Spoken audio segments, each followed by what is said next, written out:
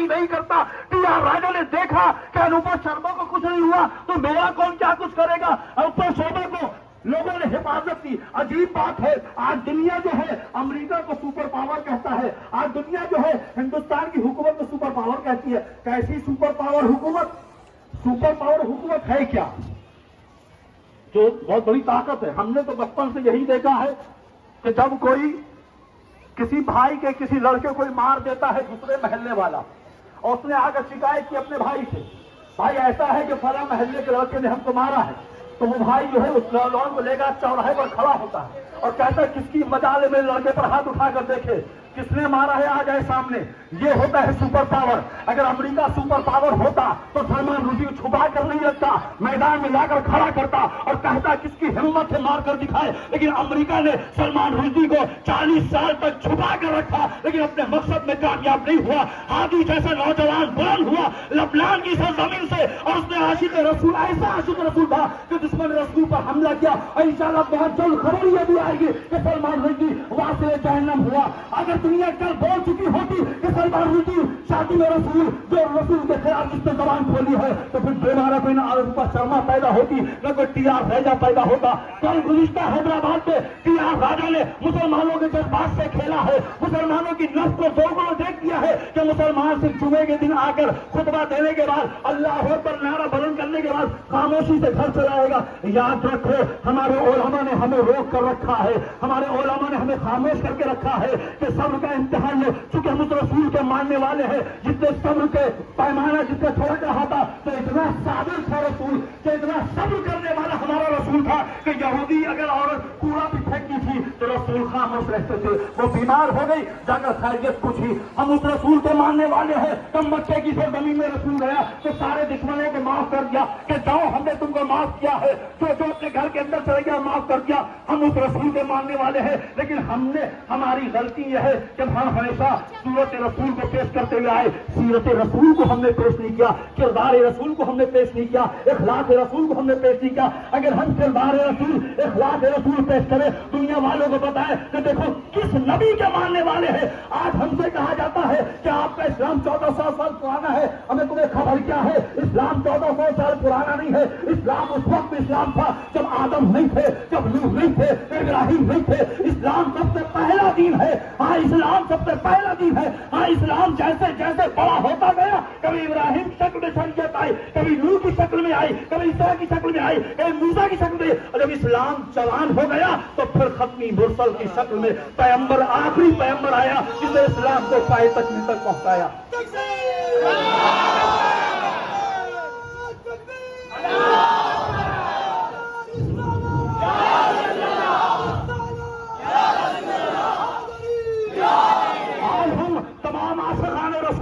मुअद्दबाना गुजारिश करते हैं कि आप अपने अपने थाने में जाकर साथी में रसूल टी.आर. राजा सिंह, जिसने हैदराबाद का बीजेपी का एमएलए है, जिसने गुलिस्ता कल रसूल की शान में गुस्ताखी की है, गलत तबसरा किया है, नाशाइस्ता कलमात इस्तेमाल किया है, उसके खिलाफ एफआईआर दर्ज करें। अगर नहीं करेंगे तो याद रखिए कि आपका कौन मकाम होगा। आज जो लोग ये कहते हैं भाई फला जगह हुआ हमसे क्या मतलब है, हैदराबाद में हुआ हमसे क्या मतलब, कोलकाता में हुआ हमसे क्या मतलब। याद रखो किसी की पेशानी पे नहीं लिखा हुआ कौन है, किसी की पेशानी पर नहीं लिखा हुआ कौन है। एक छोटी सी मिसाल आपके सामने देकर जाता हूं, ज्यादा देर गरज मुजाहिमत नहीं है, बहुत शॉर्ट में हम आपको खत्म कर रहे हैं। एक मिसाल दे रहा हूं खाली कि किसान था और एक किसान ने अपने घर पर तमाम जानवरों को पाल के रखा था। मुर्गी भी थी, बकरी भी थी, गाय भी थी, ऊंट भी था, सब कुछ था। और बहुत बड़ा किसान था, खेती करता था। इत्तेफाक से उसके गुडाउन में जहां पर वो रखता था एक चूहा घुस गया और चूहे ने घुसकर उसके गल्ले को खत्म करना शुरू कर दिया, खाना शुरू कर दिया। एक दिन तमाम जानवर जिसको पाल के रखे थे, बकरी, मुर्गी, हाथी, जो भी जानवर थे, घोड़ा, गाय, ऊंट, सब ने बैठ कर एक मीटिंग की, एक एजेंडा बनाया। तो क्या हुआ कि देखो एक चूहा घुस गया है और हमारे किसान के गल्ले को बर्बाद कर रहा है, खा रहा है। ہمارے کسان کا نقصان ہو رہا ہے، چلو چل کر کچھ ایسا کریں کہ ہمارے کسان کا نقصان نہ ہو۔ تو جو میٹنگ ہوئی تو میٹنگ میں ہر اس نے کہا، مرغی نے کہا بھائی ہم سے کیا مطلب ہے، کسان کا مال جا رہا ہے جائے، ہم کو تو کھانا مل رہا ہے نا۔ بکری نے کہا بھائی ہم سے کیا مطلب، کسان کا نقصان ہو رہا ہے، ہم کو تو کھانا مل رہا ہے نا۔ گائے نے کہا ہم سے کیا مطلب، کسان کا نقصان ہو رہا ہے، ہم کو تو کھانا مل رہا ہے نا۔ سب نے اپنے اپنے دامن کو بچا لیا کہ ہم سے کیا مطلب۔ ایک دن کسان کی بیوی نے یہ سوچا کہ ہم چوہے کو پکڑے، اور ایک چوہا دان لے کر اس نے گڈاؤن میں جا کر رکھ دیا کہ ہم چوہے کو پکڑ کر باہر پھینک دیں گے، اور رکھ کر چلی آئی۔ صبح کی نماز فجر کے بعد وہ چوہے دان کے قریب گئی کہ چوہے دان میں چوہا آ گیا ہوگا، گئی تو کیا دیکھا ایک کالی سی کوئی چیز اس میں ہے۔ اس نے جیسی چوہے دان میں ہاتھ لگایا، اس میں چوہا نہیں بلکہ سانپ تھا۔ سانپ نے کسان کی بیوی کو ڈس لیا اور زہر کی سبب وہ مر گئی۔ اب جب مر گئی، مرنے کے بعد اس کے تیجے کی بات آئی کہ تیجا ہوگا، فاتحہ ہوگا، گھر والے جمع ہیں، فاتحہ خوانی ہوگی، کیا کیا جائے، اس میں تو کچھ پکنا چاہیے، قورمہ کچھ بننا چاہیے۔ کہا ایسا کرو، کسان نے کہا گھر کے اندر مرغی ہے، مرغی کو لا کر ذبح کر دو، فاتحہ دلوا دو۔ فاتحہ ہو گئی۔ کچھ دن کے بعد دوسرا ایک فاتحہ آیا، گاؤں والے جمع ہو گئے، تو کیا کرنا ہے، فاتحہ ہوگی کہ گھر کے اندر بکری ہے، بکری کو ذبح کر دو۔ بکری ذبح کر دی گئی۔ یہ وقت بھی آیا کہ اس کا 40واں آ گیا، تمام گاؤں والے تمام رشتے دار جمع ہو گئے، تو کیا کرنا ہے، اتنے لوگ مہمان ہیں، کیا کیا جائے۔ کیا ایسا کرو، گائے گھر پر ہے، گائے کو ذبح کرو اور 40ویں کھانا کر دو۔ کیا ہوا، کل اگر تمام لوگوں نے کہہ دیا ہوتا کہ ہاں کوئی رائے حل نکالا جائے تو ایسی نوبت نہیں آتی۔ کل سب نے کہا ہم سے کیا مطلب، نہ بول ہم سے کیا مطلب۔ وجہ کیا ہوئی کہ کسان کی بیوی مر گئی، اور جب مری تو مرغی بھی کٹی، بکری بھی کٹی، گائے بھی کٹی۔ یاد رکھو مسلمانوں، آج تو تم یہ کہہ رہے ہو حیدرآباد میں ہوا ہم سے کیا مطلب، دلی میں ہوا ہم سے کیا مطلب، بڑا جگہ ہوا ہم سے کیا مطلب، شیعہ کے ساتھ ہوا ہم سے کیا مطلب، حنفی کے ساتھ ہوا ہم سے کیا مطلب، دیوبندی کے ساتھ ہوا ہم سے کیا مطلب۔ یاد رکھو کسی کے پیشانی پہ نہیں لکھا ہوا کون دیوبندی، کون شیعہ، کون سنی، کون حنفی۔ جب کٹنے کی بات آئے گی سب کے سب کٹیں گے۔ اس وقت نہ کہنا کہ ہم سے کیا مطلب، ہم سے کیا مطلب۔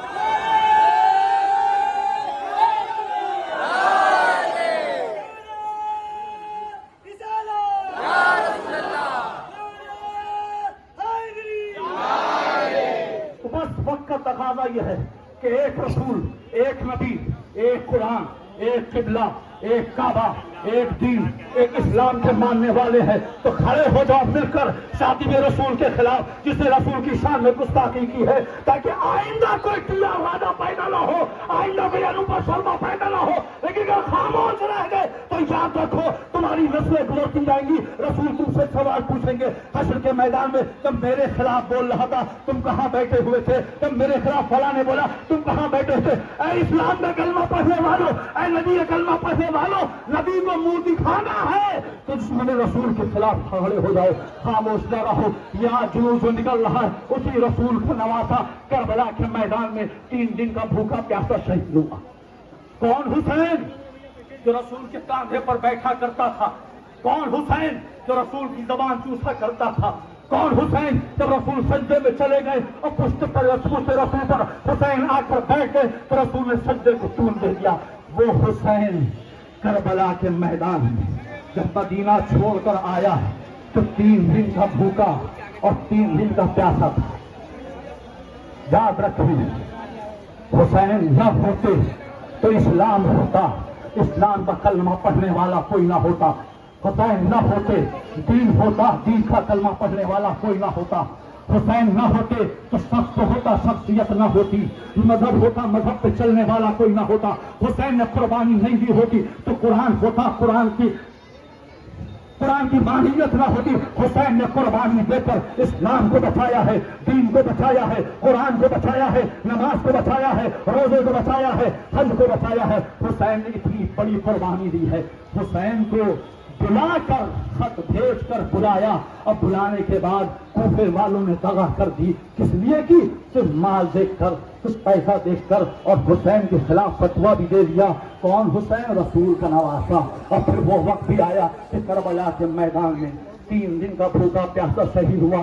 اے عزیزوں، آپ کے سامنے اگر آپ کی کسی ناموس پر کوئی نظر ڈال لیتا ہے تو آپ کی غیرت گوارا نہیں کرتی، آپ کا ضمیر ایک دم جھنجھوڑ جاتا ہے۔ ذرا سوچو عابد بیمار پر کیا گزری ہوگی جب کربلا کے میدان میں اس عابد بیمار نے 72 شہداء کے سروں کو نو کے نیزے پہ پلنگ دیکھا ہے۔ اس عابد بیمار پر کیا گزری ہوگی جب اس کی ماں بہنوں کے سروں سے چادریں چھین لی گئی تھی۔ اس عابد بیمار پر کیا گزری ہوگی جب اس کی ننھی بہن صرف 3.5 سال کی تھی نا، تماچے مارے گئے تھے، دامن میں آگ لگی تھی، کبھی اس طرف جاتی تھی کبھی اس طرف جاتی تھی۔ ذرا اس عابد بیمار سے پوچھو کہ کیا گزری ہوگی اس عابد بیمار پر جب اس کے باپ کا لاشا بے گول کفن پڑا تھا۔ عابد بیمار کے ہاتھوں میں ہتھکڑیاں تھی، پیروں میں گڑیاں تھی، نظر کے سامنے باپ کا جنازہ پڑا ہے لیکن وہ غسل کفن نہ دے سکا۔ یہ عابد بیمار ہر تکلیف میں، ہر مصیبتیں برداشت کرتا ہوا جب اس کو قافلے میں اسیر کر کے لے جایا گیا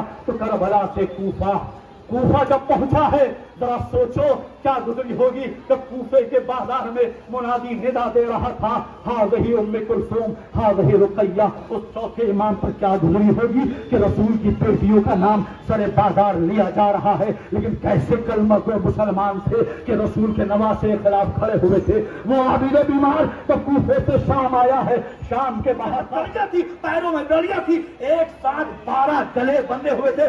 وہ عابد بیمار جب کبھی سر کو جھکاتا تھا نا تو بڑے کہتے تھے عابد ذرا سر کو اوپر اٹھا لو، توق چپ رہی ہے۔ جب میرا امام کبھی سر کو بلند کرتا تھا تو بچے کہتے تھے ایسے سجاد ذرا سر کو نیچے کر لو، توق چپ رہی ہے۔ ذرا سوچو کیسے برداشت کیا ہوگا جب ابن طیبہ آیا اور ابن طیبہ نے دیکھا کہ اس میں تو سر بلند ہے، نو کے نیزے پہ ایک جوان کے ہاتھوں میں ہتھکڑی ہے، پیروں میں بیڑی ہے۔ قریب گیا، کہا آپ کون ہیں، کہاں سے گرفتار کر کے لایا جا رہا ہے؟ یہاں پہ اعلان یہ ہو رہا ہے کہ کربلا میں کسی خارجی نے، خوارج نے یزید کے خلاف بغاوت کی تھی، اس کے سر قلم کی کر کے لایا جا رہا ہے۔ ایک مرتبہ عابد بیمار نے کہا تم یہاں کے رہنے والے نہیں لگتے ہو، کہ ہم یہاں کے رہنے والے نہیں ہیں۔ کہا کہاں کے رہنے والے ہو؟ کہ مدینے کے رہنے والے ہیں۔ کہا ہاں لگ تو رہا ہے تم مدینے کے رہنے والے ہو، ذرا سوچو یہ کون ہے، پہچانتے ہو کون ہے؟ کہا کون ہے؟ کہ میں علی ابن الحسین ہوں۔ کہا کون علی ابن حسین؟ کہا حسین کا بیٹا۔ کہا کون حسین؟ کہ رسول کا نواسا، فاطمہ کا بیٹا،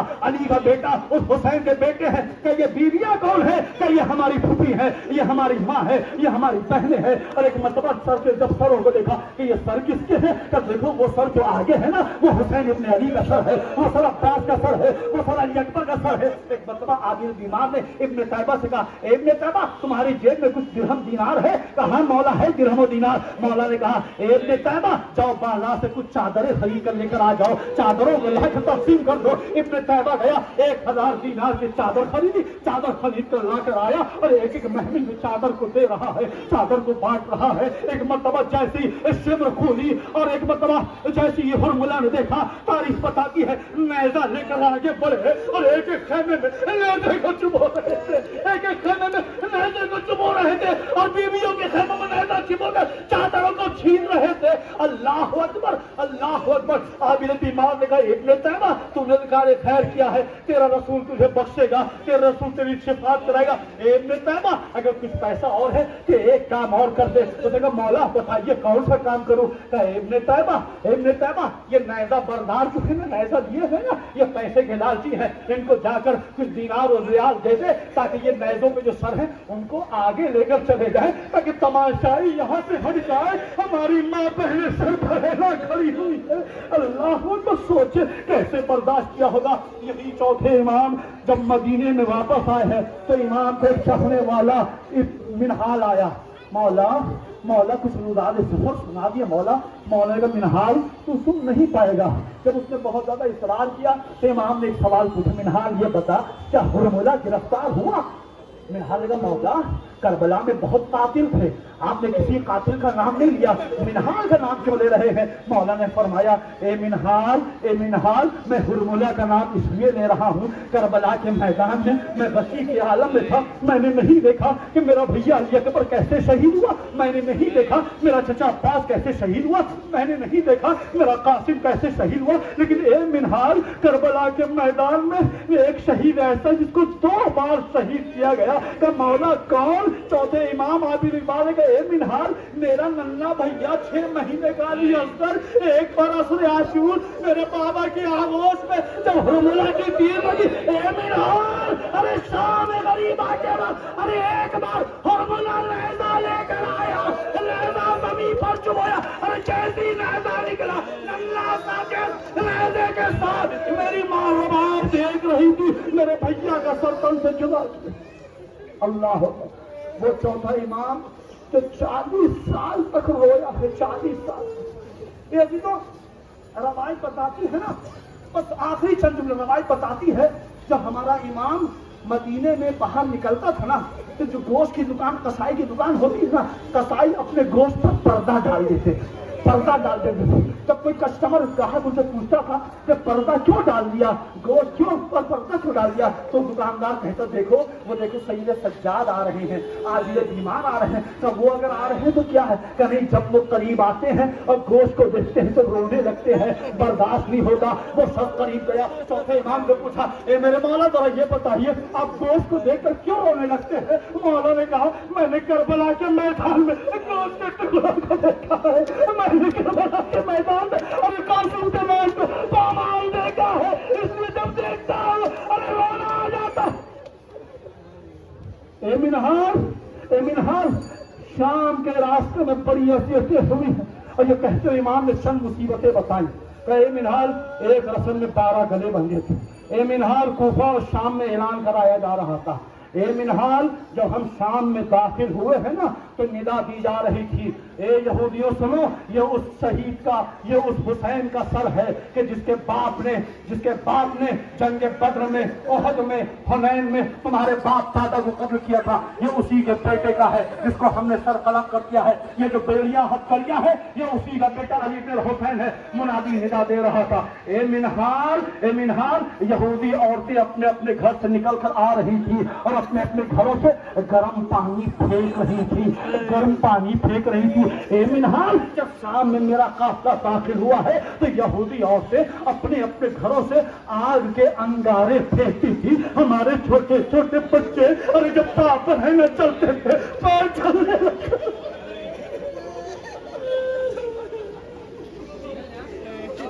اے منہال ارے جب ہمارے چھوٹے چھوٹے بچے ننگے پیر چل رہے تھے نا تو پیر ان کا جب جلنے لگتا تھا نا تو وہ کہنیوں کے بل چلتے تھے۔ اے منہال یہودی عورتوں نے جب انگارے پھینکے میرے سر پہ عمامہ تھا، آگ سر پہ آئی، ہاتھ بندھے ہوئے تھے، میں آگ کو نیچے پھینک نہیں سکا، ارے عمامہ چل رہا تھا، میں ندا دے رہا تھا ارے کوئی کلمہ گو مسلمان آئے، ارے میرا سر چل رہا لیکن کوئی نہ، یہ کہہ کر امام نے ایک مرتبہ سر سے عمامہ اتارا، سر کو جھکایا، اب تو منہال نے دیکھا سر پہ چھالے پڑے ہوئے تھے کہ مولا یہ چھالے کیسے ہیں کہ اے منہال ارے شام کے راستہ بولو آخری جملہ، ہاں وہ وقت بھی آ گیا کہ ہشام ابن عبد الملک نے چوتھے امام زین العابدین کو زہر دیا، اور جب زہر نے اپنا اثر دکھایا، شہادت کا وقت قریب آیا تو چوتھے امام نے اپنے بیٹے محمد باقر کو بلایا کہ اے محمد باقر میرے قریب آ جاؤ۔ پانچواں امام محمد باقر قریب آیا کہ اے محمد باقر یہ بتاؤ کربلا کے میدان میں تمہاری عمر کتنی عمر تھی؟ تو امام نے کہا کربلا کے میدان میں بابا کربلا کے میدان میں میری عمر 3.5-4 سال کی تھی۔ اے محمد باقر تم نے کربلا کے میدان میں کیا دیکھا؟ ایک بتا محمد باقر کہے بابا میں نے کربلا کے میدان میں دیکھا کہ میرا دادا میرے چچا علی اکبر کا لاشا لے کر آیا، جیسی کہا امام رونے لگے، امام رونے لگے۔ محمد باقر نے کہا اے بابا میں نے کربلا کے میدان میں دیکھا کہ میرا بابا میرے چچا قاسم کے لاشوں کے ٹکڑوں کو لے کر آیا۔ امام مصائب پڑھتے جا رہے ہیں اور چوتھا امام گریہ کرتے جا رہا ہے، روتا جا رہا ہے۔ ایک مرتبہ امام نے کہا محمد باقر کربلا کے میدان میں تم نے اور کیا دیکھا؟ ایک مرتبہ کہا بابا ایک وقت ایسا بھی آیا کہ میں نے دیکھا کہ میرے دادا حسین کا سر نو کے نیزے پہ بلند تھا۔ امام رو رہے ہیں کہ محمد باقر اور کیا دیکھا؟ ارے امام مصائب پڑھتا جا رہا ہے، چوتھا امام گریہ کرتا ہے۔ ایک مرتبہ پانچویں اے بابا ارے میں نے کربلا کے میدان میں دیکھا، ارے شمر نیزہ لے کر ارے میری دادی ارے جناب زینب پر چبا رہا تھا، امام نے گریہ کیا اور وہ وقت بھی آیا امام کی روح پرواز ہوئی اور امام کو غسل و کفن پانچویں امام نے لیا۔ یہ اسی امام کا تابوت ہے۔ اے میرے عزیزو، تابوت کو کاندھا دینا یہ آٹھویں بیمار کا تابوت ہے۔ اے عزیز، اس تابوت کو کاندھا دے جس نے کوفہ اور شام کے راستہ اور تابر ہے نہ گزارا ہے۔ انا للہ و انا الیہ راجعون۔